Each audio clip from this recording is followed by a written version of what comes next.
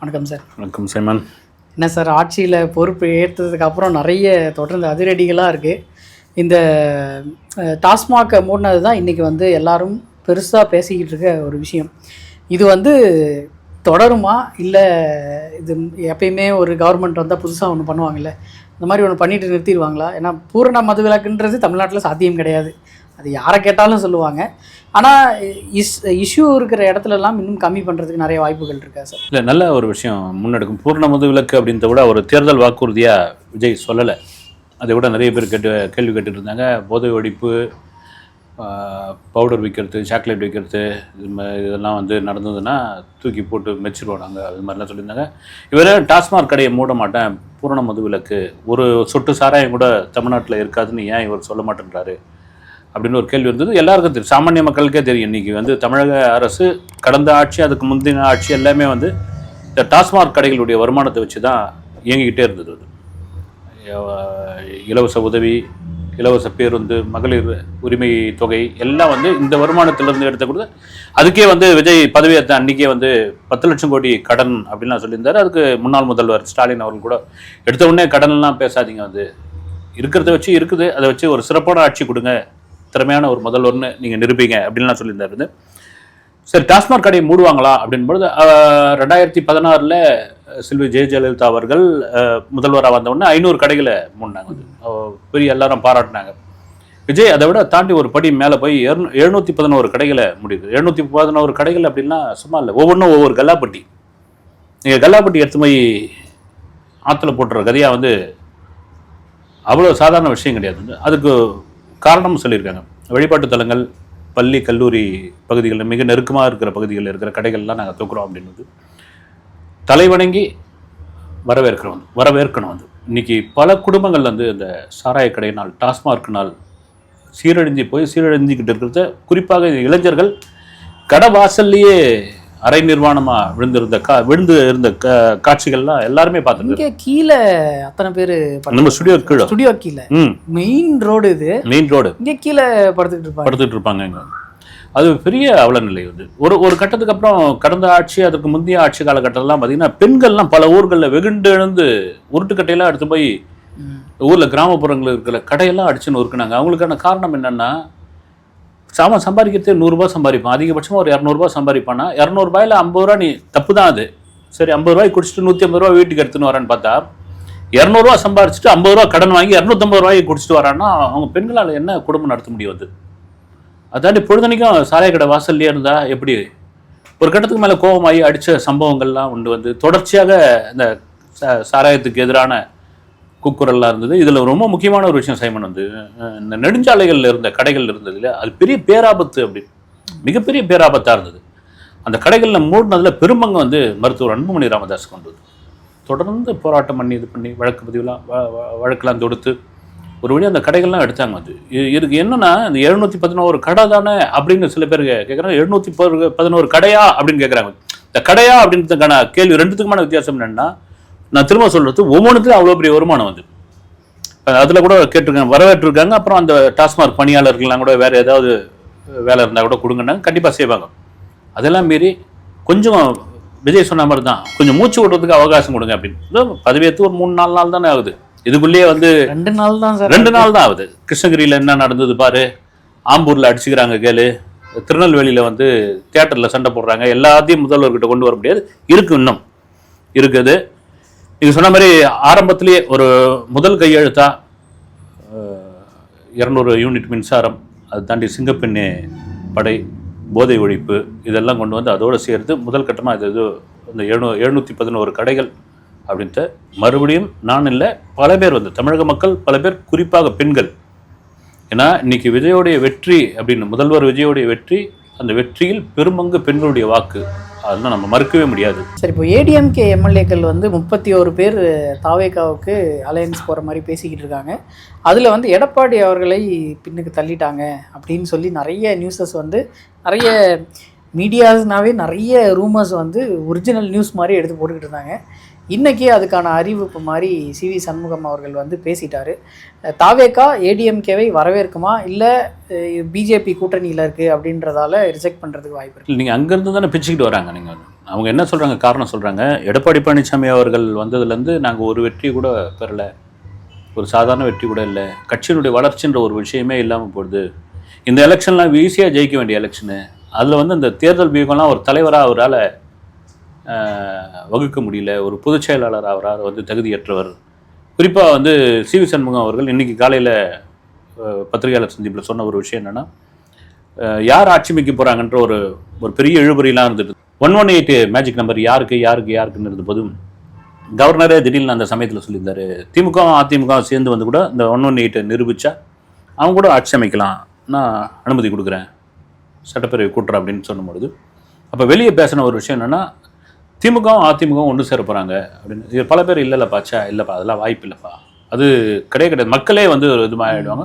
காலகாலமாக இருக்கிற 67க்கு பிறகு திராவிட கட்சிகள் வந்த பிறகு, எம்ஜிஆர் வந்த பிறகு தொடர்ச்சியாக எம்ஜிஆரை தொடர்ந்து மறைந்த செல்வி ஜெயலலிதா அவர்கள், அப்புறம் கலைஞருக்கு அப்புறம் வந்து மு க ஸ்டாலின், இவங்கெல்லாம் பார்த்தீங்கன்னா இந்த எதிரும் புதிரமான ஒரு விஷயம் வந்து தொடர்ச்சியாக வந்து திமுக வெர்சஸ் அதிமுக வெர்சஸ் திமுகன்னு இருந்தது. அது இதெல்லாம் வாய்ப்பே இல்லை ராஜா அப்படின்னு பொழுது சிவி சண்முகன் சொன்னார், அப்படி ஒரு பேச்சுவார்த்தை நடந்ததுங்க, அது எங்களால் தாங்கிக்க முடியல, எங்களுடைய தலைவர் புரட்சி தலைவர் எம்ஜிஆர் ஆரம்பித்து எங்களுடைய அம்மா ஜெயலலிதா அவர்கள் கட்டி காப்பாற்றின ஒரு கட்சி, நாங்களாம் இன்றைக்கி சாப்பிட்டு இருக்கோம், நாங்கள் இவ்வளோ இதுவாக இருக்கிறோம் அப்படின்னா அவங்க போட்ட பிச்சை வந்து, ஆனால் அப்படியே எடுத்து போய் புறவாசல் வழியாக நீங்கள் வந்து கூட்டணி பேசுறீங்கன்னா எப்படி, அது என்ன தர்மம், அது வந்து எப்படி மக்கள் ஏற்றுப்பாங்க? ஓட்டு போட்டதே அது எதிரான ஓட்டு தானே, வந்து அவங்களுக்கும் எதிரான ஓட்டு தானே போட்டிருப்பாங்க. அப்படின் போது நாங்கள் வேணாம், இவர் சரியான தலைவர் இல்லை அப்படின்னு கிட்டத்தட்ட 31, 32, ஏன்னா அது கீழே இருந்தால் கட்சி தாவல் தடுப்பு சட்டம் வந்துடுவாங்க, தாவேகாக்குள்ள வந்துடுவாங்க, இவங்க ஏற்றுப்பாங்க, அது என்ன இவங்களுக்கு பலம் தானே, ஏற்றுப்பாங்க வந்து. அப்போ அதிமுக இரண்டாக உடைந்தது, அதில் எந்த மாற்று கருத்தும் கிடையாது. சார், இப்போ முன்னெல்லாம் ஏடிஎம்கே கூட வந்தாலே அது வந்து பிஜேபி கூட வர்றதுக்கு சமம் அப்படின்ற மாதிரி எல்லா இடத்துலையும் பேசிக்கிட்டு இருந்தாங்க. அதனால தான் விஜய் அவர்களே ஏடிஎம்கே சப்போர்ட்டை கேட்காம திராவிட அரசு கூட இருந்த சிபிஎம் சிபிஐஎம் எல்லா அவங்களோட சப்போர்ட்ஸை வந்து கேட்டிருந்தாங்க அப்படின்னு ஒரு டாக் இருந்தது.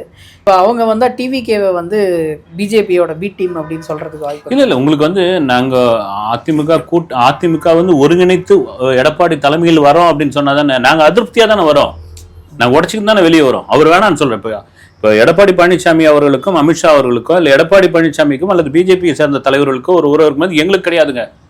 நாங்கள் விஜய் நம்பி தான் வரோம், நாங்கள் விஜய் மீதான நம்பிக்கையில் தான் வரோம். விஜய் தான் எங்களுக்கு பிடித்தமான தலைவர், விஜய் தான் பிடித்தமான ஒரு சிஎம். அவர்கிட்ட நாங்கள் ஆட்சி அதிகாரத்தில் பங்கு, நாங்களாம் இப்போ ஆட்சி அதிகாரத்தில் பங்குன்னு சொல்கிறதுக்கு ஒரு பெரிய இது வேணும் இல்லை. அப்படி சொன்ன ஒரு கட்சியோட அன்றைக்கி ஆட்சி அமைச்சிருக்கு அப்படின் போது எங்களுக்கு வேணும் இல்லை, அதிகாரம் வேணும் இல்லை. நாங்கள் எவ்வளோ நாள் இன்னும் டம்மியாகவே கிடப்போம், வந்து ஜெயிச்சும் பிரயோஜனம் இல்லை, வந்து வெற்றி பெற்றால் அதனால ஒரு இது இருக்குல்ல, அதுவும் இல்லையா எங்களால் அப்படின் போது இவங்கள அந்த லிஸ்ட்டில் சேர்க்கவே மாட்டாங்க. நீங்கள் உடைக்கிறதே பெரிய விஷயம் இல்லை, நான் வந்துட்டோம் அப்படின்போது அந்த பார்வை நிச்சயமாக இருக்காது. வந்து சார், நேற்று விஜய் அவர்கள் வந்து சட்டமன்றம் முடிச்சுட்டு எல்லா தலைவர்களோட வீட்டுக்கும் வந்து போயிருந்தார். அது வந்து தமிழக அரசியலில் ஏதோ புதுசாக இருக்கிற மாதிரி எனக்கு தெரிஞ்சது. ஏன்னா சண்டை போட்டுக்கிட்டு இருந்தவங்க ஒன்றா சேர்ந்து உட்காந்து பேசுகிறதெல்லாம் எங்கேயுமே பெருசாக நடந்த மாதிரி தெரியல.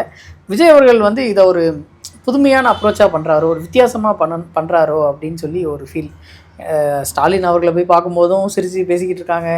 உதயநிதி ஸ்டாலின் அவர்கள் பேசிட்டு அங்கே போய் உட்காந்து ஜாலியாக பேசினாங்க. அந்த மாதிரி விஷயங்கள்லாம் தமிழக அரசியலுக்கு இது வந்து ரொம்ப புதுசாக இருக்கா சார்? இல்லை, உண்மைதான். வந்து நீங்கள் வந்து எப்பயுமே சொல்லுவாங்க, எதிர்கட்சியை எதிர்கட்சியாக பார்க்காதீங்க அப்படின்னு கலகரமாக. அது எதிர்கட்சியாக பாருங்கள், எதிர்கட்சியாக பார்க்காதீங்க அப்படின்னு. ஆனால் இது ரொம்ப புதுசு அப்படின்றதுக்கான காரணம் என்னென்னா, இப்போ ஒரு கலைஞரோ இல்லை ஜெயலலிதா அவர்களோ மீட் பண்ணுறதுக்கான வாய்ப்பு இருக்கா? யார் ஜெயிச்சாலும் வந்து இல்லை, சத்தியமாக கிடையாது.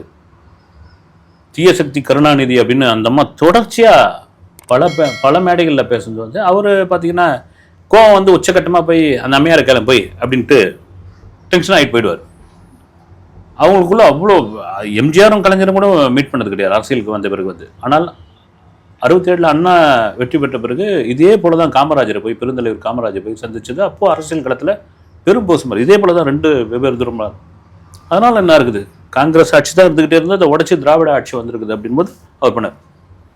ஒரு ரயில் ட்ரெயின் போயிட்டுருக்கு கேரளாவில் சட்டப்பேரவை முடிஞ்சு ஒரு புதிய அரசு உருவாகி இருக்கிறது.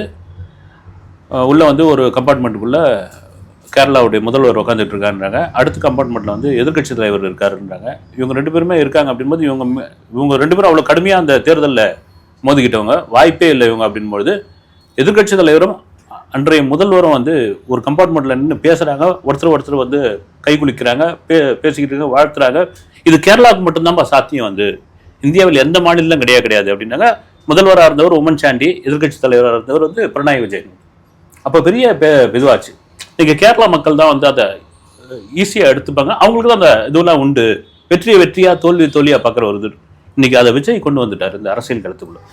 அதெல்லாம் ஒன்றும் கிடையாதுங்க. வந்து அவரே அதே பரப்புரையில் தான் வந்து சிஎம் சார், சிஎம் அங்கிள் அப்படின்னு சொல்லிட்டு விஜயம் தாறுமாறாக விமர்சனங்கள்லாம் பண்ணாங்க. அதை மீறி வந்து ஒரு மரபுன்ற ஒரு விஷயம் அது தலைவர் ஸ்டாலின் அவர்கள் வரவேற்று அவ்வளோ மாண்பா, அதுக்கப்புறம் அவர் எக்ஸ் வலைத்தளத்தை போகிறாரு. நான் சில அறிவுரைகள்லாம் சொன்னேன் அப்படின்னாரு. அவர் எவ்வளோ பெரிய சீனியர், வந்து ஜூனியர் தானே உங்களுக்கு. உண்மையிலே சைமன் இது ஒரு வரவேற்கக்கூடிய ஒரு விஷயம். அது இன்றைய தலைமுறைக்கு, ஏன்னா இன்னைக்கு உலகமே, அதுவும் இன்றைய பசங்கள்லாம் வந்து ஈகோன்ற ஒரு விஷயத்துக்குள்ள இன்னைக்கு வாழ்ந்துகிட்டு இருக்காங்க. இன்றைய இளைஞர்களுக்கு மிகப்பெரிய ரோல் மாடல் விஜய். வந்து விஜய் எது செய்யாலும் அதை ஃபாலோ பண்ணுறதுக்கு இன்னைக்கு ரெடியாக இருக்கான். ஒன்றும் இல்லை, சட்டப்பேரவை கூட்டம் நடக்குது, சினிமா தேட்டரில் கூட்டமே இல்லை சைமன். வந்து பசங்க பூரா டிவிலையும் மொபைல் ஃபோன்லையும் உட்காந்துட்டு இருக்கானுங்க.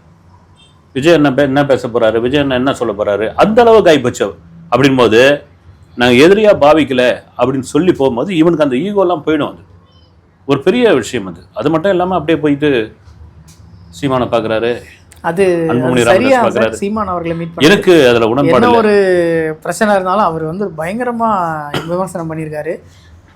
அவரையே போய் மீட் பண்றாரு அப்படின்னும் போது அது சரியான விஷயமா இல்லை. நாம் சொல்றதுக்கு தாண்டி எவ்வளோ டிவிகே தொண்டர்கள், விஜய் ரசிகர்கள் எவ்வளோ பேர் கொந்தளிச்சு பதிவு போட்டிருக்கிறாங்க தெரியுங்களா?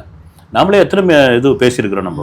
நம்ம அவங்க நாம் தமிழ்லேருந்து நம்ம யாரையும் பேர் சொல்லி குறிப்பிட்டு பேசுறது கிடையாது இது வரைக்கும்.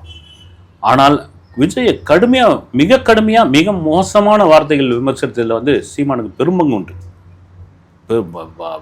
அதாவது என்ன சொல்றது, வந்து விசில்னு ஒரு சின்னம் வந்தப்போ அது வந்து விசிலில் தமிழில் எத்தனையோ இது இருக்குது, வந்து ஊதல் அது இதுன்னு இருக்குது, மடக்கு ஊதி அப்படின்னு ஏறக்குறைய இது வந்து ஒரு இழிவுபடுத்துகிற மாதிரியான ஒரு சொல். வந்து அப்புறம் என்னடா டீ விற்கிறோம் எங்கே பதில் டிவி என்னடா டிவி வித்துக்கிட்டு இருக்கீங்க, வாடா போடா. அப்புறம் கீழே இறங்கி உங்களுக்கு கோபம் தான், ரைட்டு. உங்கள் பின்னால் இருந்த இளைஞர்களுடைய பெரும்பகுதி அங்கே போயிட்டாங்க. உங்கள் கட்சியில் இருந்தவங்கலாம் அங்கே வந்து கடையை காலி பண்ணிட்டாங்க, போயிட்டாங்க எல்லாம், ரைட்டு. ஒரு விக்கிரவாண்டி மாநாட்டுக்கு பிறகு அப்படியே முகமே மாறுது வந்து சீமானுக்கு. விக்கிரவாண்டி மாநாட்டுக்கு பிறகு வந்து பிரசவகத்தில் பெரம்பூர்லேயே நடந்த ஒரு தமிழர் இதில் வந்து அவ்வளோ வன்மத்தை கக்குறாரு. வந்து பர்சனல் அட்டாக்கு பண்ணுறாப்புல. தவேகாவுக்கு ஆதரவாகன்னு சொல்ல முடியாது, ஒரு நடுநிலையோட பேசணும். எத்தனை பேர் நம்மளை கமெண்ட்ஸில் வந்து என்ன கழிவு ஊற்றிருக்காங்க, வந்து கெட்ட வார்த்தையில், மோசமான வார்த்தைகளில். அப்போ அது தவேகா தொண்டர்கள் எவ்வளோ அனுபவிச்சிருப்பாங்க. வந்து என்னை பொறுத்த வரைக்கும் அதை தவிர்த்துருக்கலாம். அது யாருமே இல்லை. இப்போ விஜயலட்சுமி இருக்காங்க இல்லைங்களா, அவங்க ஒரு வீடியோ போட்டிருக்காங்க. வந்து வீடியோ போட விஜய் என்ன இப்படி பண்ணிட்டீங்க நீங்கள் அப்படின்னு. வந்து ஏன்னா அவங்களுக்கு ஒரு பிரச்சனை வந்த பொழுது, சீமானுக்கும் அவங்களுக்குமான பிரச்சனை அது வந்த பொழுது விஜய் வந்து முதல்வர் விஜயை விமர்சனம் செய்த பொழுது, அப்போ அந்த சமயத்தில் ஆதரவு குரலாக விஜயலட்சுமியோட வீடியோ தான் வந்தது. நீ அண்ணனை வந்து இப்படிலாம் பேசுகிற அவளை வச்சுக்காத சீமான் அப்படின்னு தான் வந்து குரல் கொடுத்தாங்க. இப்போ அவங்க போட்டிருக்காங்க ஒரு பதிவு. நான் இதை எதிர்பார்க்கல, இதே மாதிரி தான் வந்து நீங்கள் அவங்க வீட்டுக்கு போவீங்கன்னு எதிர்பார்க்கல, பரவாயில்ல, நான் இதான் கடைசி வீடியோ, நான் கர்நாடகாவிலே இருந்துக்கிறேன், நான் சென்னையிலேருந்து வந்தேன்னா உங்களை வாழ்த்திருப்பேன் அப்படின்னு. வந்து ஓகே, கால சூழ்நிலையில் ஆத்தா இதெல்லாம் அடிச்சுன்னு போகுன்றாங்களே, அதுமாதிரி ரைட்டு, இதுவும் கடந்து போகும், அவ்வளோதான். பதவி ஏற்பு நாள் அன்னைக்கு த்ரிஷா அவர்கள் வந்தது ரிலேட்டடாக நிறைய கான்ட்ரவர்சி வந்து வந்திருந்தது. அது இன்னும் கொஞ்சம் ஒருபடி மேலே போய் த்ரிஷா அவர்கள் வரும்போது கான்வாயோடு வந்திருக்காங்க, கூட வந்து 2-3 போலீஸ் வண்டியோடு வந்திருக்காங்க. இது வந்து சரியான விஷயமா? இல்லை, கான்வாயோட வந்த மாதிரி எனக்கு தெரியல. வீடியோ ரிலீஸ் ஆகி அப்படியா, எனக்கு தெரியல உண்மையாகவே. வந்து அது என்ன எதுவும் தெரியல. போலீஸ் ப்ரொடெக்ஷன் இருக்கிற மாதிரி வந்துருப்பாங்க. சும்மா வந்து நடிகை வராங்க அப்படின்றதுக்காக அங்கே வந்தவங்களும் ஏறக்குறையா அன்றைக்கி பதவியேற்பு விழாவில் பார்த்தீங்கன்னா இப்போ சபாநாயகராக இருக்கார்ல ஜேடிசி பிரபாகர்லாம் வந்து 2 வீலரில் உட்காந்துன்னு வராரு, காரே உள்ளே வரல.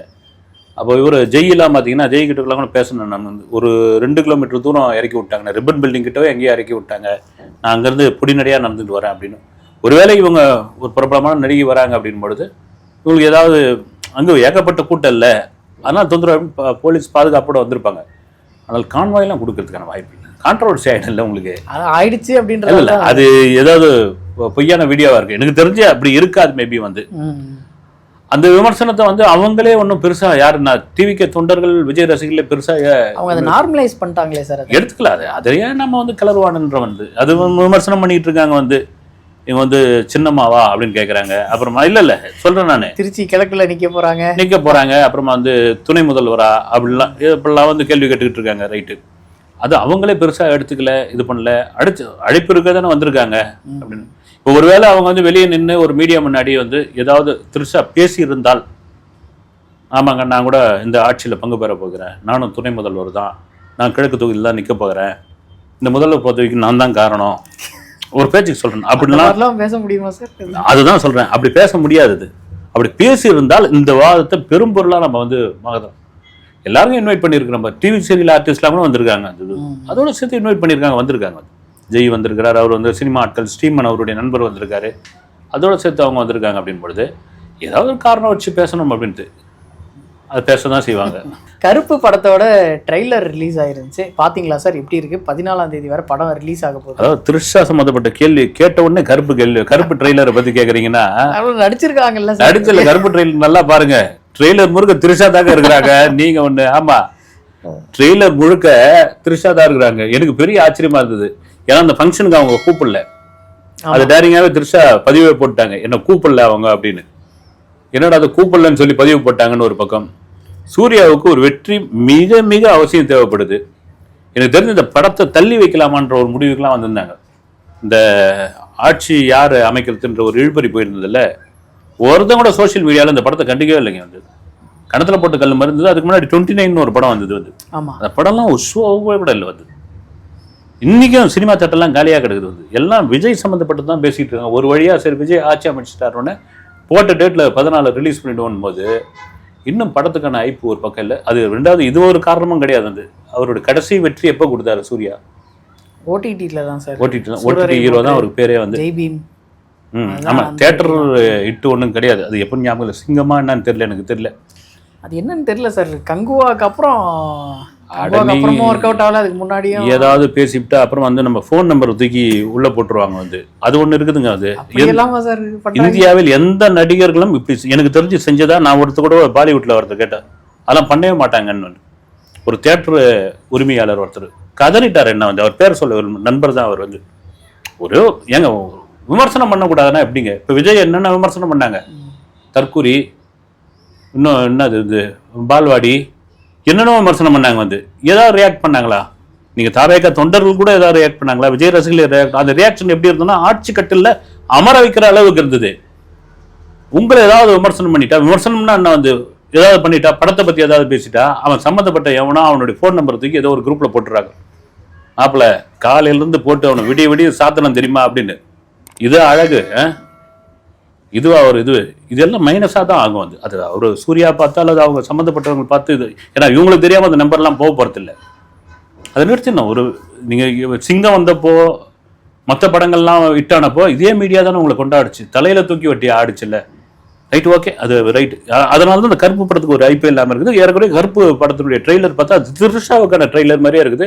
திடீர்னு பார்த்தா ஆர்ஜே பாலாஜி வில்லன்றாங்க. என்னால் ஒத்துக்கவே முடியல, தெரியல எனக்கே. வந்து இது வரைக்கும் ஒண்ணுமே பண்ணவே முடியல. வந்து என்னடா அது அப்படின்னு. எனக்கு அவர் ஃபேஸை பார்த்தாவே அந்த 400 ரவுடி தான் படத்துல வந்து விஜய் சேதுபதி கூட ஒரு கேரக்டரா வந்திருப்பாரு இவரு ஆர்ஜே பாலாஜி. எனக்கு அவரை இதுதான் தெரியுது. அவர் வந்து சீரியஸா பேசிக்கிட்டு இருக்காரு அப்படின்னும் போது வில்லன் இன்னும் கொஞ்சம் ஸ்ட்ராங்கா போட்டிருக்கலாம். வில்லன் தாங்க ஸ்ட்ராங்கா இருக்கணும். வில்லன் ஒரு படத்திற்கு வில்லன் ஸ்ட்ராங்காக இருக்க வேண்டும். ஒருவேளை வில்லன் சொல்லி இந்த கேரக்டர் ஏமாத்துறாங்களான்னு தெரியல. முழு படத்தை பார்க்காம நம்ம சொல்ல விட ட்ரெய்லரை பார்க்கும்போது இவர் தான் வில்லன் தோணுது. வந்து ஒரு சமயம் இவருக்கு பின்னாடி வந்து இன்னொரு ஆர்ஜே பாலாஜி மச்சங்கச்செல்லாம் வச்சுக்கிட்டு மீசெல்லாம் வச்சுக்கிட்டு அப்படி வந்து என்ன வில்லன் ஸ்ட்ராங்கா இருக்கணும்னு சொன்னீங்கல்ல, அப்படி வந்து நிக்கிறாரா என்னன்னு தெரியல. வந்து இதெல்லாம் மீறி இந்த ஓப்பனிங் புக்கிங் நேத்தே ஓப்பன் பண்ணிட்டாங்க. ஆமா, எல்லாமே பச்சை லைட்ல தான் எரிஞ்சுக்கிட்டு இருக்கு. வந்து காலையில் ஒரு 9 மணி ஷோ மட்டும் புக் ஆகிருக்கு. அதுக்கப்புறம் ஃபுல்லாக அவைலபிள் தான் இருக்குது. சரி, சூர்யாவுக்கு ஒரு வெற்றி கண்டிப்பாக தேவை. கருப்பு என்ன பண்ணுன்னு அந்த ஃபர்ஸ்ட் ஷோ பார்க்கலாமா? பார்க்கலாம் சார். கேட்டுன்னு இருக்கு. நகரிக்கு போகலாமா? நகரியா எல்லா ஊரு பூரா 9 மணிக்கு தான் அவங்க உஷார் ஆகிட்டாங்க. இந்த வாட்டி நகரிலாம் நம்ம 4 மணிக்கு போய் பார்த்தோம் இல்லைங்களா? கங்குவா. ஆமா, அதனால வந்து வேர்ல்டு வைடு 9 AM அப்படின்னு போட்டாங்க. வந்து சரி சார், அடுத்த வீடியோவில் சந்திப்போம். நன்றி.